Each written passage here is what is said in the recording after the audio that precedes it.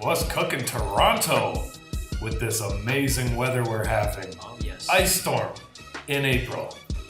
Beautiful. Hashtag global warming. What a mess. Oh, yeah, for sure. So, we're just going to jump into it. This is our first full episode here on the tube of you.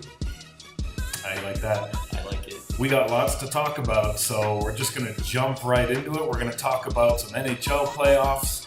We're going to get into some Champions League. We're going to go into some baseball, basketball. You're getting the whole gist of everything.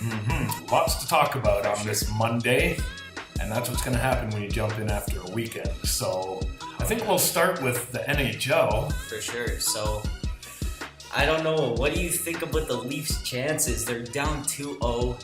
They lost 7-3 last night, or Saturday night, pardon me. And Pasternak, 6 points out of the 7 for Boston. Yeah, so right now the chances don't look amazing, but you know what they always say. You're never in trouble until you lose at home. Oh, for sure. So we could be the Capitals. It could be worse. Oh. But, I mean, the Leafs haven't looked great, and Boston has. Oh, for sure. So it's not just Leafs not playing well. It is definitely the Bruins playing up to their standards. And they're playing really hard. Have you seen the hits in those games? Oh my gosh. Yeah. So they've come in prepared, and I think the Leafs need to do a much better job of that. They're here tonight, right? They are. Yeah. So if they don't come out with some fire on home ice, they're going to be in big trouble. We definitely need to score at least 2 goals in the first period. Like, look at Boston. When they won 7-3, they scored 4 out of those 7 in the first period. Yeah. So it's kind of giving us like, oh, we're not going to win because they're up so much, right? So we have to show them that we can score and that we're able to contend. Right. So, like I was telling you off air, I was putting the kid to bed. Yeah. And then I came down and turned on the game, and it was 4-0. And I was like, whoa. Yeah, that's too big of a hole to climb out of. Sure. So I don't think necessarily the Leafs have to score a bunch early, but they have to definitely limit damage. Oh, for sure. They have to hold Bruins to 0 or 1 goal and either be tied or leading going into the second period. Yeah, so, well, I believe we're losing because of the lack of experience we do have, but also we're playing sloppy. We're not playing like what we did in the regular season, because in the regular season, we made a statement that we are a playoff team, but in the playoffs, we're not proving that at all. Seems to be a real lack of discipline, too. So obviously, the glaring thing is Kadri and his 3-game suspension. Yeah. It was clearly intentional. I don't know if it warranted 3 games, but he definitely deserved 1 or 2. Yeah, he knew what he was doing. He had time to pull up on that hit, and he made the decision not to. But we've just been on the PK for so much of the time, and Bruins are an elite power play team, and they're showing it. They're just smoking us on the power play. For sure. And it's just difficult to overcome all that. But it's not just the Leafs. I mean, look at all the scoring in these playoff games. This is unreal. It's an intense playoff, and this is the type of hockey I like to see, like the Wild against the Jets, 6-2. 6-2. Yeah. And you know what's a lopsided series, and it's a weird one as well. The Penguins versus Flyers. 7-0 first game to Pittsburgh, 5-1 to Philly the second game, and then 5-1 Pittsburgh. Like, it's on and off. So are they trading games until game 7, high-scoring games? Yeah, so if the pattern continues, I guess we're looking at 5-1, 5-0 Flyers in game 4. Yeah, exactly. We'll see, but it's been good to watch because for sure. As much as like an intense 1-0, 2-1 game is, you want to see some goals. Oh, for sure. Right? But let's go back to the Capitals. Okay, yes. They are in trouble. Blue Jackets are looking really good. And everyone also says they're inexperienced, but they are that dark horse team that the Oilers were last year. Yeah, and Nashville last year. Yes, Nashville as well. Nashville, speaking of Nashville, they are doing really well against the Avalanche, but the Avalanche are keeping them up to par, you know? So yeah, they're not getting blown out in these games. No, not at all. But so The Sharks against the Ducks. Have you seen those series? They're up 2-0 on the road too, right? Yeah. They're coming home up 2-0. Evander Kane's producing as well. Everyone thought, nope, it's not a good trade, but he has been producing for the Sharks. Yeah, and they've been without Thornton for a lot of the time. Yes. So good for them. Also, the Lightning versus Devils. Looks like a mismatch. It does look pretty like early. Yes, it does look like a mismatch. They are down 2-0, but I do believe that the Lightning will sweep. The Devils, I don't know. They know how to put the puck in the net, but it's not producing in that series. Well, the thing with their offense is, like, Taylor Hall was their leading point getter by like 40 points over the next guy. Yeah, exactly. So that offense is sparse. He is carrying.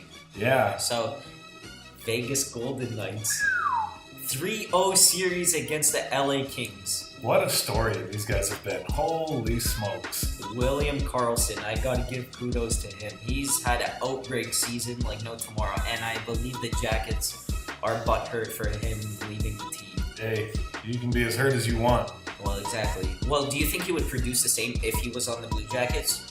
Or do you think he was trying to prove a point, like, you let me go, so I'm going to score these goals? Well, I think that there were so little expectations of the Golden Knights that, like, they've kind of been given free reign to do what they want. Yeah. Whereas, you like know, Columbus... trial and error run. Yeah, Columbus is really detail-oriented. They have a program and a system in place. Yeah. Golden Knights were just going for the gusto because there's no expectations, there's no pressure to win. Well, and look at them. 3-0. Look at me now. Yep. Wow. Yep, I'm stoked for them. Yeah, so the NHL playoffs have been dope so far. For sure. Lots of intensity, lots of goals, and it's definitely going to continue. I'm liking it. Any news on the NBA playoffs? How's that going? Wow. So just last night alone, the Bucks and Celtics game. Now, going into that series, that was the one series I was like, I don't care. It's boring. Two boring teams. I don't even care. Obviously, the Greek Freak is very exciting. That's my guy. He is. And so I had no real expectations of that game. But the way the NBA playoffs work, there's no games overlapping, so you get to watch one and don't have to choose between the two. Yes. So, of course, I watched it, and good Lord, what a thriller that turned out to be. You got Rozier knocking down that shimmy three. Oh, I saw that. Put Bledsoe on skates. Oh my gosh. And you just figured that's it, 0.5 left. And then Middleton with just it wasn't even a prayer. It was a really good look. It was just from 35 feet. And it was contested as well. Yeah. So. And he just banged it to send it to overtime. That was an amazing game. For sure. Bucks kind of lost their momentum in overtime, and Jason Tatum came up with some big defensive plays. So I guess that series is going to be more exciting than I thought it would be. Yeah. So I guess I'll keep watching that one. Raptors. I watched that game. Yeah, I was a bit nervous for a lot of that game. I was. And they were up so much, and then they came back. They were losing. It was an intense game. Yeah, so what's funny about that series is we got screwed in that draw because, yes, Washington is the 8th seed. Yeah. But they fell to the 8th seed because of injuries, right? Yeah. So they're definitely not the 8th best team in the East. No, they're a scary team. They're top 5 in the East. Sure, so for the Raptors to draw them in the first round, it just sucks. And a healthy Wizards team showed you what they're capable of. For sure. And it was in doubt for a lot of the time. And we thought the curse was going to live on with the Game 1 struggles. We took it home. But did you see John Wall? They were leaving him open for 3, and he was banging them. So yeah, well, that's not his. It's not his preferred shot. Yeah, exactly. And he was getting to the rim at will. It's just in the fourth quarter, we put the clamps on him. We did. So he still finished with whatever, 20 points, 15 assists, or whatever it was. Like 4 minutes and 30 seconds of no scoring for the Wizards. Not even a point. Yeah. Not even just a field goal. No points for over 4 minutes. So that turned the tides. Exactly. And we got a lot of contributions from guys that we needed from. Lowry did not have his best game, but when you have CJ Miles banging the 3, you have Ibaka playing the way he did, he did. And then the bench support. Like, we need all those guys to play at that level. So I'm confident in the series that we will take it, but it just goes to show you, Wizards are not the 8th best team. Yeah. So we probably have the worst draw in the playoffs. But moving on to other series, man, I thought the Heat would put up a much better fight against the Sixers, and they just got destroyed. I heard Ben Simmons had a game of his life. So Yeah, basically a triple-double. He was a couple rebounds short of it, but Rookie of the year? I guess they both deserve it. It should be a co-rookie of the year. Okay, yes. Hasn't happened since Grant Hill and Jason Kidd, but who are you going to give it to and then not have an argument for the other guy? For sure. But the Sixers look strong in that one. The Warriors came out and showed who the Warriors are. There was a lot of doubt surrounding them without Curry. Yeah. They have looked pretty bad down the stretch without him, and people were like, oh, that's a key member. Yeah, He's the one guy that it looked like if he goes out, it's a different team. Oh, okay. But Kevin Durant, he showed up. Klay Thompson's field goal percentage was ridiculous. Yeah. Draymond was Draymond, and then the X factor was obviously JaVale McGee. He had a good game. Yeah, his stats. He had a season high in scoring, but that wasn't the influence. He was making life hell for LaMarcus Aldridge. Oh, yeah. And he's their guy. They don't have Kawhi Leonard. You're not going to rely on Danny Green anymore. Tony Parker is a shell of himself. Ginobili is 40. Yeah. They need Aldridge to be 25 and 15. And he can't do that against JaVale McGee. JaVale's too big, too athletic, and Spurs are in deep trouble. If the Warriors can do that, and the score was much closer than the game actually was, the Warriors were running away with it. So the Spurs made a game of it to jump like right into the second half. They went on maybe an 8-0 run, and it looked like, okay, Popovich just figured it out. There's just too much talent on Golden State. But I think our most favorite outcome was the Pacers For sure. taking it to the Cavs. Like, I know you said off air that you want us, the Raptors, to beat the Cavs, but Yeah. I see the Pacers going far.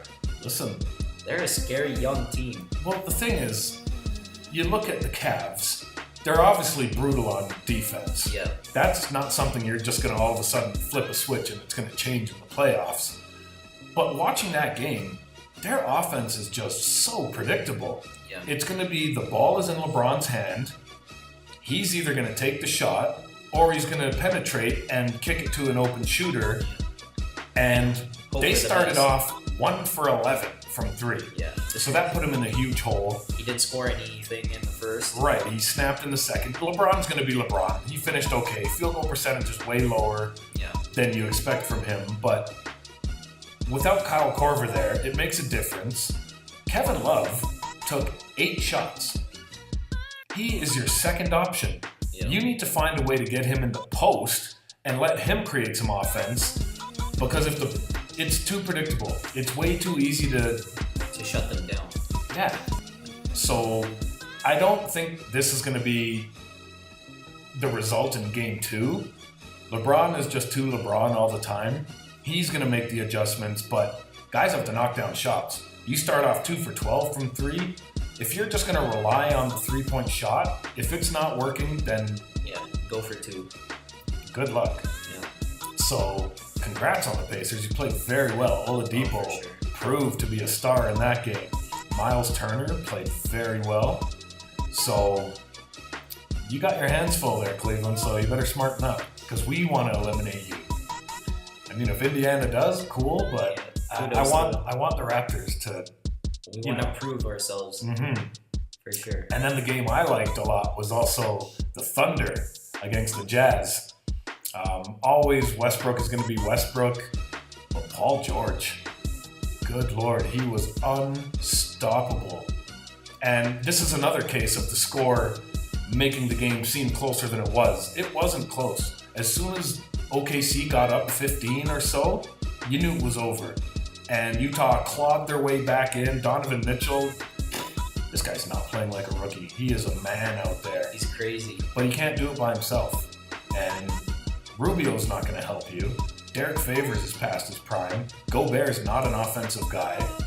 Their second best player is now on Cleveland. So it's too much for Donovan. They had a hell of a run at the end of the season there, but For sure. that's not who they are. And I heard like 26 wins in 28 games or something crazy. incredible. That's Incredible. amazing. But so OKC, we kind of thought they underperformed and they disappointed us for the most part in the regular season. they're a problem. Oh, for sure. Because if Westbrook doesn't have it, Paul George looks like he's going to have it. So he was unguardable. 8 threes last night. Westbrook 2 assists short of a triple-double. And then Steven Adams is he's one of the best bigs in the game. And he doesn't have to be scoring 15, 20. He's going to make a difference on defense and toughness. So I could see a sweep happening there. Maybe Utah goes home and gets energized by the home crowd, but Thunder, they're going to break some hearts. They really are. And then we look at the Rockets and T-Wolves last night. That was way closer than anyone thought. Yeah, it was a weird game. It was. And so another thing with that game, Karl Anthony Towns, 9 shots. How's Derrick Rose taking 15 shots and Karl Anthony Towns is taking 9? Jeff Teague took 9 shots. I know Jimmy Buckets is Jimmy Buckets and he's going to be your primary guy, but Karl Anthony Towns is a top 3 big in the league. So you got to find a way to get him involved. If not, you're going to look at a sweep. But I think the Rockets also didn't perform as well as they hoped they would, but they got the win, so they don't care. Yeah, for sure. Chris Paul almost blew it at the end there with that bonehead play out of bounds. Just let them foul you and shoot the free throws. Are you scared? We know you're cursed. He's a good free throw shooter as well. Excellent free throw shooter. So stop being scared and be the Hall of Fame guy that everyone knows you are. And then a funny one was the Pelicans taking game 1 from the Blazers. I did not expect that. Well, listen, if the Blazers are only going to score 95 points, they're not going to win. They're definitely not. And if you can't shut down or at least minimize what Anthony Davis is doing, what do you get, 35, 14, 4 blocks? He dominated. He just dominated. Drew Holiday had a great game-saving block at the end there. So I didn't expect them. I guess they were going to win a couple anyway. I didn't expect a sweep from Portland, but man, it just puts you on your back when you lose game 1 at home. So good luck to them. So them and the Cavs are the only ones to lose their home game. So good luck, guys. The NBA playoffs are heating up, and we're looking forward to all the game 2s and 3s and all that. For sure. Go Raps. Let's get it. We got this. Yeah. So now you want to talk about some soccer, some footy. Off to Champions League. The draw was over the weekend. Liverpool v Roma. April 24th is the first leg, and it is in Anfield.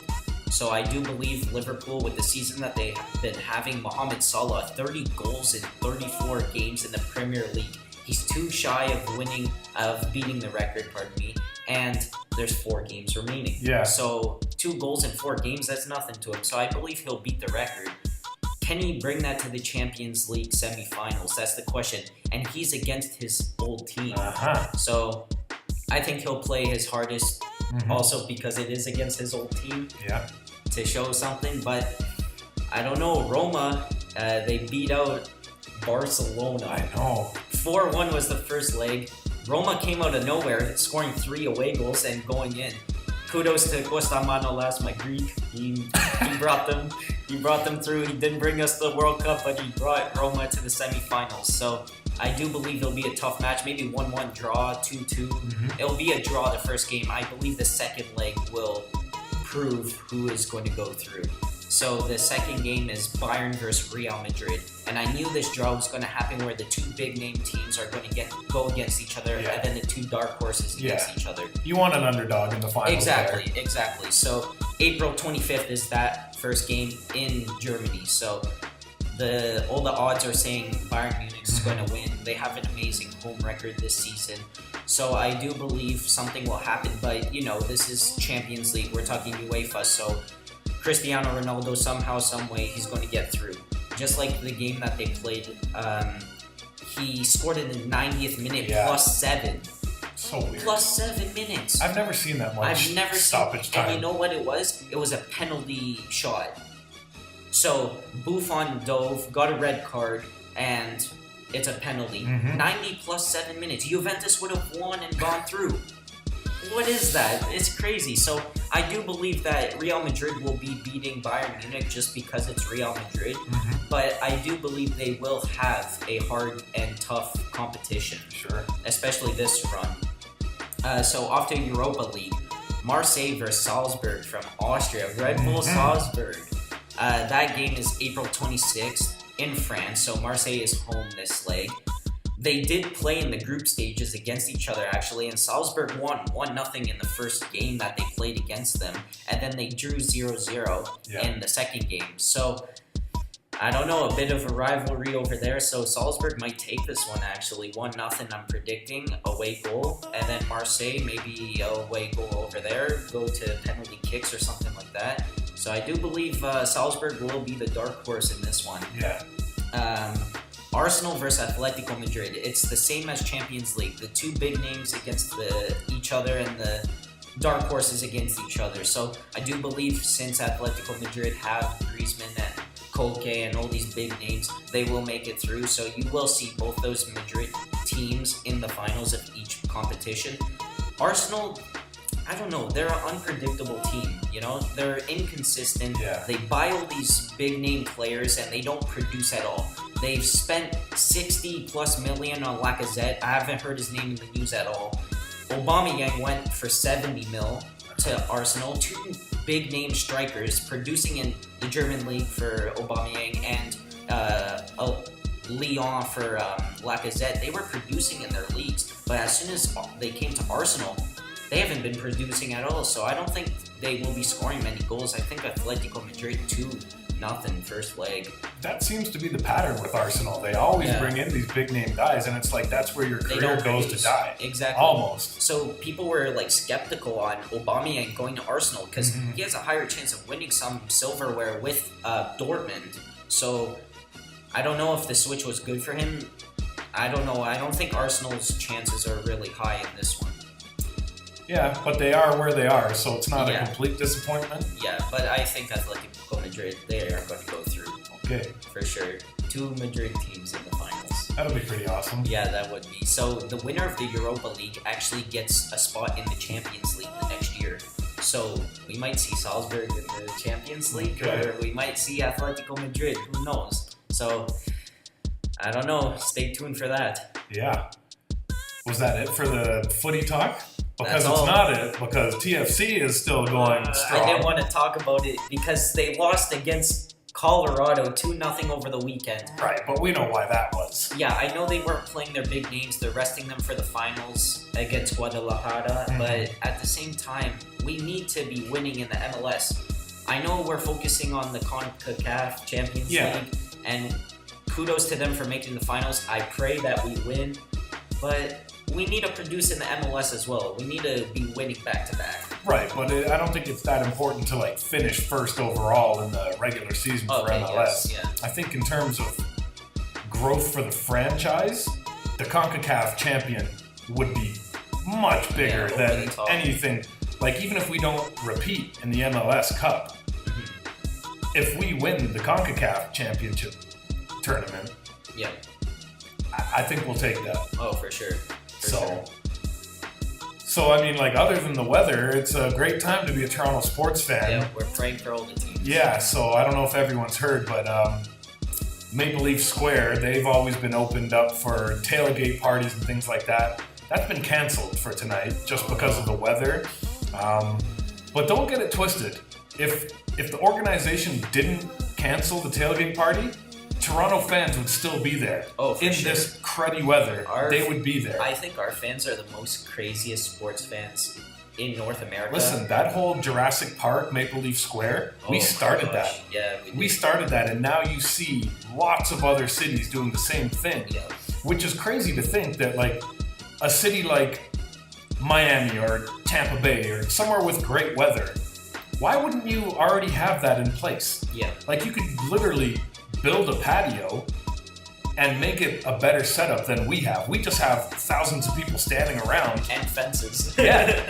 And it's just incredible that nobody has thought about doing that. But you know why that is? Because their fan base are fake.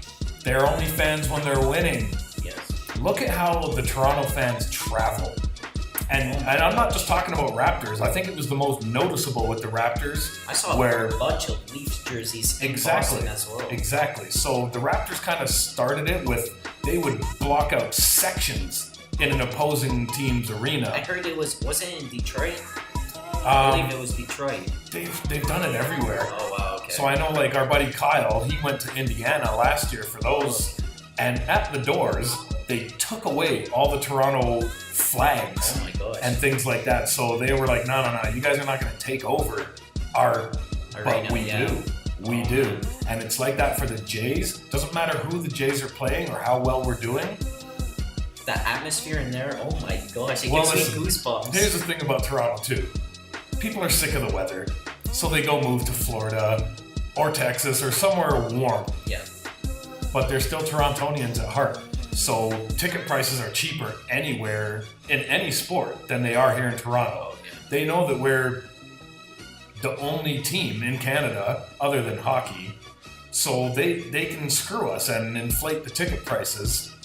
Whereas, like, it's cheaper to get a train, hotel, and tickets in Boston than it is to just get tickets here in Toronto. Yeah. And they know our fans will pay for it. That's why we skyrocket the prices here. Yeah. So, yeah. That's Toronto for you, baby. Don't let this fool you. I am a Detroit Lions fan, but that's because there's no Toronto NFL team. It's close enough to our province. Yeah. There we go. Detroit, Barry Sanders. I'm old. What are you going to do? You're not that old. Thanks. I got kids your age. I don't. But yeah, so with this weather out here, it's been crappy. So many postponed games in Major League Baseball. But that worked for us over the weekend because playing Cleveland, we didn't have to see Corey Kluber, which is always a good thing.